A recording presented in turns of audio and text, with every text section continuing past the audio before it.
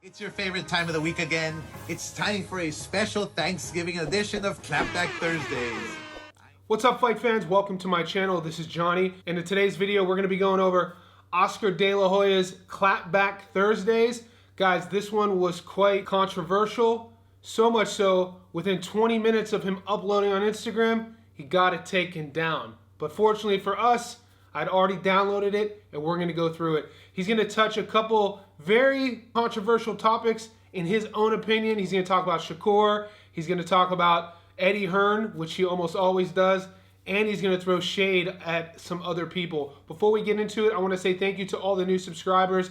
Thank you to everybody who's been with me since day one. And if you haven't already, could you please hit subscribe and notification? What that'll allow me to do is every time I put something out that's new, you'll be the first to be notified. Thank you. Guys, last week we started this segment. It's an opportunity for you guys who maybe aren't in the know so much on Instagram to stay in the loop. De La Hoya has been doing this segment for about a month, and from the first week he started Clapback Thursdays, I started getting an idea of just breaking it down, putting it up on my channel. We could watch it together, and I could give my 2 cents on the topics that he speaks about. So without any further ado, let's get this thing started. Here's topic 1. Look, I'm not sure if you saw the press conference for the upcoming exhibition fight of Ryan Garcia versus Ruquiya Anpo. It took place in LA on Tuesday, and I was not there because Ryan's team thought they could negotiate this entire deal behind my back. Huh? Everyone is aware I have the global rights to Ryan Garcia's fights. When you sign a contract, it means it's legally binding and means you must abide by the terms or risk getting sued. Which is what we unfortunately have to do if Golden Boy is not included in this fight. I want Ryan to make money. I want him to fight. But I demand he honors his contract. I mean, let's say you grew some balls and started a business. Would you as the owner let things slide and give certain people a pass? No, you wouldn't.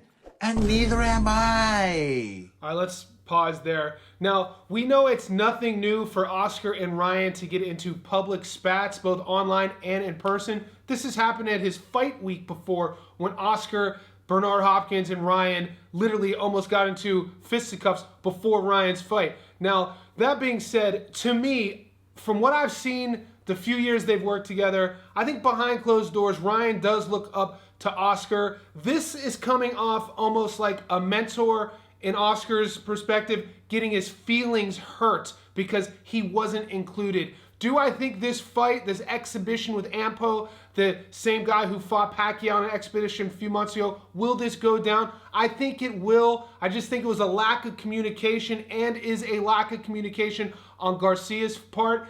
And it seems to me that all Oscar really needs is a talking to, like Ryan, pick the phone up, call Oscar, go to his house, and just ask him. And I feel that Golden Boy will sign off on this. It seems like that's the type of guy De La Hoya is. Now, in the comment section below, let me know if you agree with me or you agree with Oscar. Do you think that the exhibition will go on with Ampo and Garcia? All right, moving forward. Number 2. In other news, Shakur Stevenson versus William Cepeda was all set to happen until William injured his hand while fighting Tevin Farmer last weekend. So you would naturally think Shakur would start targeting, I don't know, a Frank Martin or a Murataya, some other world champion, right? No. Shakur and Lonesome Eddie made an offer to my 22-year-old prospect, Kid Austin, who has no world championship experience. Come on, man. This is exactly what I mean when I say Eddie doesn't know how to build a career. Look, Bob Arum built Shakur Stevenson to become a world champion. And in his first fight with Matchroom, you actually want to put him in with a prospect, Eddie? Come on now, dog. I didn't think it could get any lower for you, but it does. All right, let's press pause there. Now, a few things. When that segment went viral yesterday, before Instagram took it down, some fighters were cutting just that bit up about Shakur. Stevenson was saying, keep my name out of your mouth. But something interesting, Oscar says, why doesn't Shakur fight Frank Martin? Frank Martin tweeted that he fights at 140 moving forward, keep his name out of everyone's mouth at 135. Also, I don't mind the Kid Austin fight with Shakur. Will I want to see him one day fight Zepeda? Yes, but they both have to be healthy.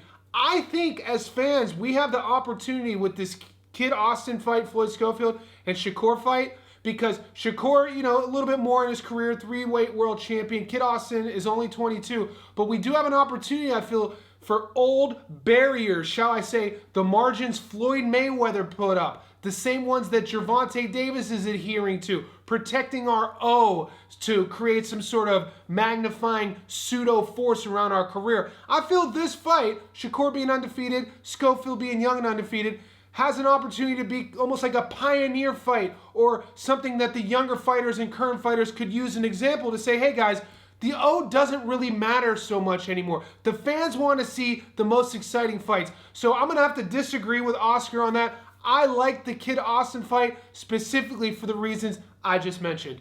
Here's Oscar.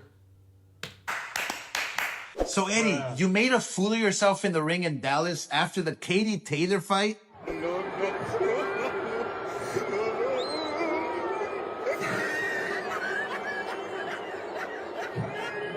And the co-founder of Jake Paul's company, Most Valuable Promotions, Nakisa Bidarian, is questioning your erratic behavior. I think what's really telling is if you go to the Matchroom social media handles, post-fight, they didn't post Katie Taylor.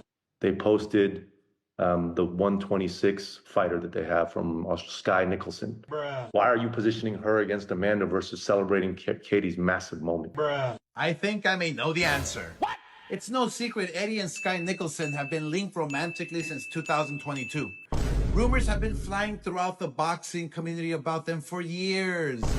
And as I investigate further, it's becoming clear that there's likely some unethical and preferential treatment happening here. Here you are in Miami with Sky outside a club. You look mighty uncomfortable walking away from the camera as soon as you saw it. You guys look pretty cozy. Eddie, when you should have been focused on promoting the trilogy between Amanda Serrano and Katie Taylor, which would likely be the biggest women's fight ever in history, you were focused immediately on setting up your rumored girlfriend to fight Amanda Serrano? You made it too obvious, my man. No wonder you're like, what, 0-16 this year? You're distracted as hell. Eddie, I know you're a trust fund kid and nobody showed you how men are supposed to behave. So here's a few lessons. We don't get our steaks well done. We don't wear like baby Bjorns. We don't go to brunch. And we sure as hell don't shit where we eat. Get it together, dude. And I guess I was wrong about one thing. You're not Lonesome Eddie. You're linked to several women, so you're phony Eddie.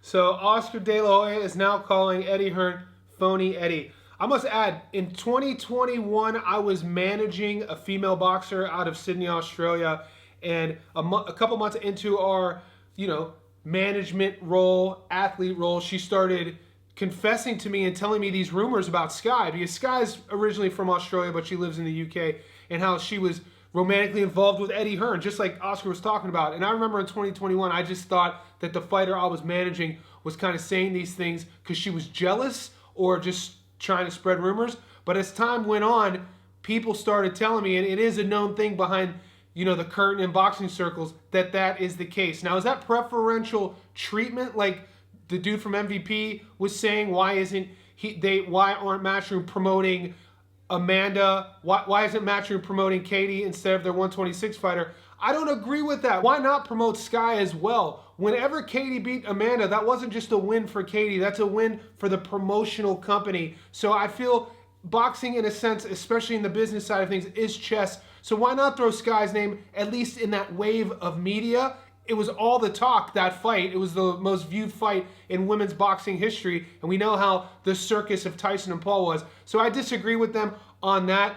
Oscar putting Eddie's romantic love life on blast. I mean, I guess they say all's fair in love and war. Would I go about my business that way?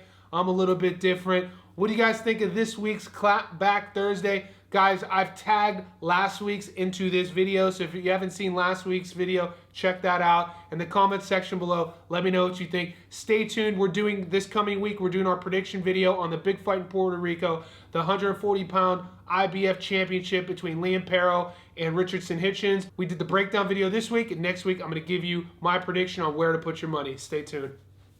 Bang.